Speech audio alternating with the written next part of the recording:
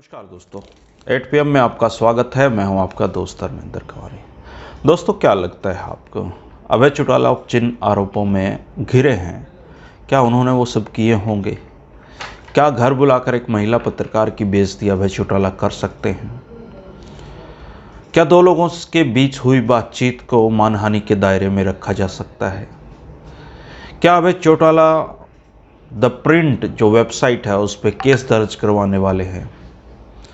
क्या बेइज्जती के बाद, जैसे इंसल्ट बताई जा रही की गई है, उसके बाद द प्रिंट की रिपोर्टर को अभय सिंह चौटाला पर केस दर्ज नहीं करवाना चाहिए था?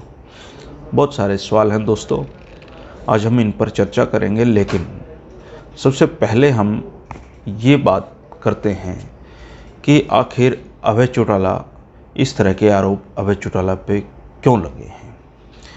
हुआ ये कि दोस्तों, द प्रिंट की एक पत्रकार की रिपोर्ट की माने तो वो अभय सिंह चौटाला के घर पे इंटरव्यू लेने के लिए गए थे, और इंटरव्यू लेने के दौरान अभय सिंह चौटाला की जो बातचीत की टोन थी वो इतनी ख़राब थी कि जो रिपोर्टर हैं ज्योति यादव रेवाड़ी की, उनको बहुत बुरा लगा। उन्होंने अभय सिंह चौटाला को टोका भी, लेकिन अभय सिंह चौटाला ने फिर भी ऐसी शब्दावलियों का प्रयोग किया जिससे वो रिपोर्टर असहज हुई, उनको बुरा लगा, और इवन उनको जाते हुए ये भी कहा कि अगर मैंने आपसे बदतमीजी की है तो आप लिख भी देना।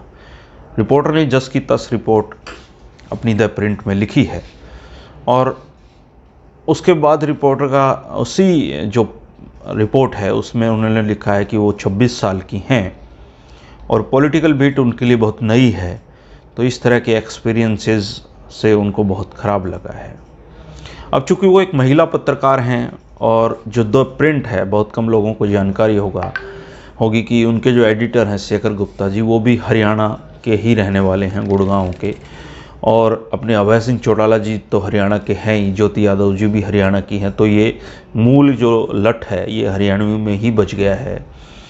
और अब जो अभय सिंह चौटाला हैं वो कह रहे हैं कि वो द प्रिंट पे केस दर्ज करवाएंगे। हालांकि मैं हैरान हूँ कि जिस वेबसाइट की रिपोर्टर ने अभय सिंह चौटाला पर इन्हें गंभीर आरोप लगाए हैं, उस अभय सिंह चौटाला को ये भी नहीं पता है कि द प्रिंट वेबसाइट है या अखबार है। वो अपने जो बातचीत है कोर्ट्स हैं उसमें उसका अखबार शब्द का इस्तेमाल कर रहे हैं। निश्चित रूप से उनको ये पता नहीं होगा कि कौन उनसे बात करने आया था। एक बार अभय सिंह चौटाला का वक्तव्य सुनिए कि उन्होंने क्या कहा है इस घटना पर। मुझे किसी और साथी ने भी ये बात बताई थी कि कोई इस तरह का एक इंग्लिश का अखबार है, चंद्रशेखर का गुप्ता जी का, शेखर गुप्ता का, उसके एक प्रेस रिपोर्टर ने मुझे फ़ोन किया था मिलने के लिए, और वो मुझे मेरे घर मिलने भी आई थी। उसने मेरे से थोड़ी देर बातचीत भी करी थी। बातचीत के बाद वो चले गए थे, लेकिन मुझे बताया गया कि उस अखबार के अंदर उसने कुछ इस तरह की लैंग्वेज लिखी है जिससे सीधा सीधा मुझे राजनीतिक तौर पे नुकसान हो सकता है। मैं वो अखबार मंगा करके देखूंगा, अगर कुछ भी ऐसा उसमें होगा तो मैं फिर लीगल नोटिस दूंगा उनको। मिसबिहेवियर के कुछ सीरियस एलिगेशन आपके ऊपर उसमें? चलो, अगर वो मैंने देखे नहीं अभी तक, मैं देखूंगा, अपने लीगल डिपार्टमेंट को सौंपूंगा ये चीज़ें। मेरे वकील उसमें देख करके क्या कहेंगे उस ढंग से मैं उसका एक नोटिस उनको भिजवाऊँगा पहले। अगर वो अपनी कोई बात के लिए अगर सॉरी फील कर लेंगे तो मैं कोर्ट नहीं जाऊँगा। अगर कहीं वो इस बात पे नहीं, अपनी बात पे सॉरी फील नहीं करेंगे तो फिर कोर्ट में जाऊँगा, कोर्ट से नोटिस कराऊँगा। दोस्तों, आपने अभय सिंह चौटाला का वर्षन सुना होगा। अब दोनों के बीच में क्या बात हुई है ये या तो अभय सिंह चौटाला जानते हैं या द प्रिंट की रिपोर्टर ज्योति यादव जी जानती हैं।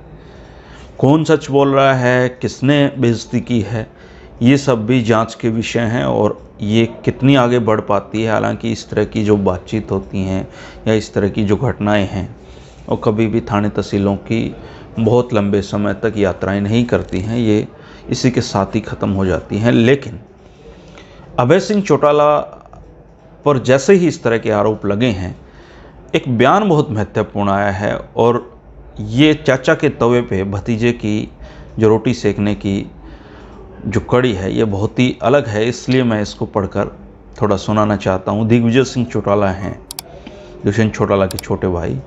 उनका कहना है कि अभय सिंह चौटाला की इन्हीं बदतमीजियों की वजह से उन्होंने पार्टी छोड़ने पे, अलग राह पे वो मजबूर हुए थे। दिग्विजय सिंह चौटाला का कहना है कि उनके चाचा अभय सिंह चौटाला गुंडागर्दी, धमकियों के शहंशाह हैं। इतना ही नहीं, दिग्विजय सिंह चौटाला का ये भी कहना है कि एलनाबाद जो उपचुनाव होने जा रहा है उसमें उनके चाचा हारेंगे, क्योंकि बदतमीजियाँ लोगों से करते हैं और लोगों को धमकियाँ देते हैं, इसलिए एलनाबाद का जो उपचुनाव है उसमें उनकी हार निश्चित है।